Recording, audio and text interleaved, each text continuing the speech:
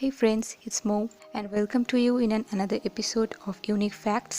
आज हम बात करने वाले हैं हाल ही में इंडिया नेपाल के बीच में जो दूरियां बढ़ रही है उसके बारे में। तो पूरी जानकारी के लिए पूरे वीडियो तक बने रहिए। चुनावी राजनीति में कोई भी प्रधानमंत्री जनभावना की उपेक्षा नहीं करती है। जम्मू कश्मीर में 370 धारा उठने के बाद इंडिया ने पिछले साल एक नया नक्शा जारी किया जिसमें काला पानी इलाके को लेकर नेपाल की जनता ने आपत्ति उठाई। नेपाल के लोगों ने उनके सरकार के ऊपर गुस्सा जाहिर किया। इसके चलते उनके सरकार को भी सामने आना पड़ा एंड भारत के नक्शे पर एतराज़ जताया एंड तब से ही उनके ऊपर दबाव था कि वो भी खुलकर आकर इस मुद्दे पर बात करे। जब लीपू लेक में भारत ने चीन तक जाने वाली सड़क की निर्माण की तब उन्होंने नेपाल की सरकार ने भी एक नया नक्शा जारी किया एंड उस नक्शे में उन्होंने जिन क्षेत्रों पर अपना हक जताता है उनको अपने नक्शा में शामिल कर लिया एंड भारत ने इस पर आपत्ति जताई एंड भारत और नेपाल के बीच अभी तक जो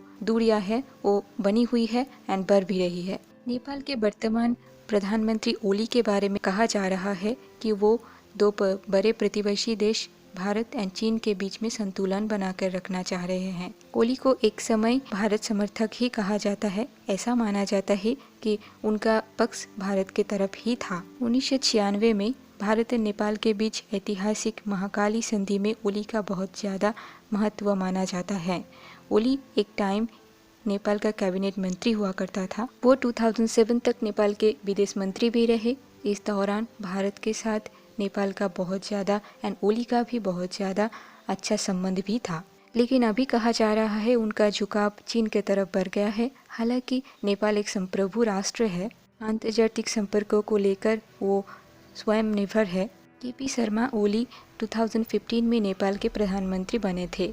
हालांकि तब से वो 3 बार भारत आ चुके हैं, लेकिन फिर भी वो चुनाव के दौरान भारत पर निर्भरता कमाने की एंड चीन पर निर्भरता बढ़ाने की बात कह चुके हैं।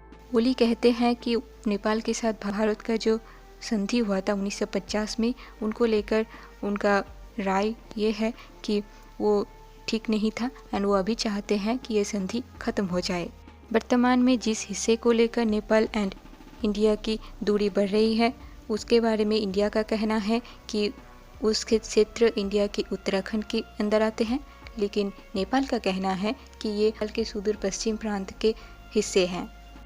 नेपाल में पिछले बार जब बहुत ज़्यादा बड़ा भूकंप आया था तब उनका कहना था कि भारत नेपाल उनके बॉर्डर पर नाकाबंदी लगा रहे हैं।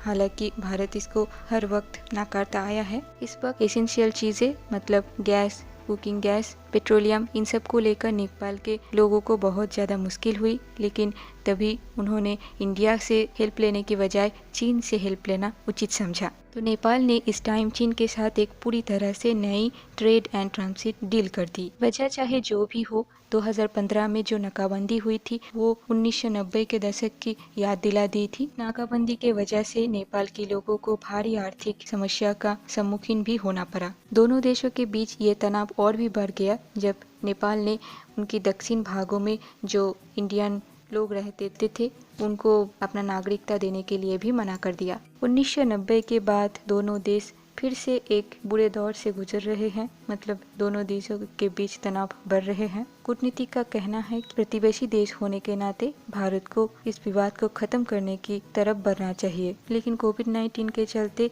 इन प्रॉब्लम्स को अभी होल्ड पर रखा गया है। भारत ने कहा था कि कोविड-19 की समस्या हल हो जाने के बाद इन पर अमल देना फिर से शुरू हो जाएगी, लेकिन नेपाल के कुछ टिप्पणीकारों का कहना है कि उनको वीडियो कॉन्फ्रेंस के जरिए काम शुरू कर देना चाहिए। वैसे भी कोविड-19 ने दोनों देशों की अर्थव्यवस्था को बुरी तरह से प्रभावित किया है। दोनों देशों को एक सुराह की तरफ बढ़ना चाहिए एंड पिछले दिनों में भी इंडिया एंड नेपाल के जो अच्छे रिलेशंस रहे थे इसके वजह से बहुत लोगों का बहुत अच्छा हुआ था एंड आगे भी होगा। इसलिए इन दोनों देशों को कोशिश करना चाहिए आपसी विवादों को मिटा देने की। वैसे भी अभी कोशिश किया जा रहा है कि सारी चीज़ें नॉर्मल हो जाए, लेकिन किसी को भी नहीं पता कि इस कोविड-19 सिचुएशन से कैसे उतरा जाएगा। नेपाल एंड इंडिया के बीच सारे टाइम पर बहुत ज़्यादा अच्छा रिश्ता रहा है। हाँ, कुछ बॉर्डर सिचुएशन को लेकर कुछ प्रॉब्लम्स ज़रूर हैं, लेकिन इनको संभालना इतना भी कठिन नहीं है, तो इसलिए कोशिश ज़रूर करनी चाहिए। हमें भी उम्मीद रहेगा कि इंडिया और नेपाल के बीच में जो अच्छा रिश्ता बना हुआ था वो फिर से लौट आएगा, बिकॉज़ बहुत सारे लोगों को इससे फ़ायदा होगा एंड विदेशी देशों में अच्छा रिश्ता बना रहे। ये बहुत अच्छा एंड फ़ायदेमंद भी होता है दोनों देशों के लिए। दोस्तों, आज का टॉपिक यहीं तक था। अगले एपिसोड में कोई नया चीज़ लेकर हम जरूर आएंगे। हमारे वीडियो सबसे पहले देखने के लिए हमारी चैनल को सब्सक्राइब करना कभी मत भूलिए एंड उसके पास की जो घंटी का आइकन है उसको भी दबाइए। Till then, tata, good bye and see you soon.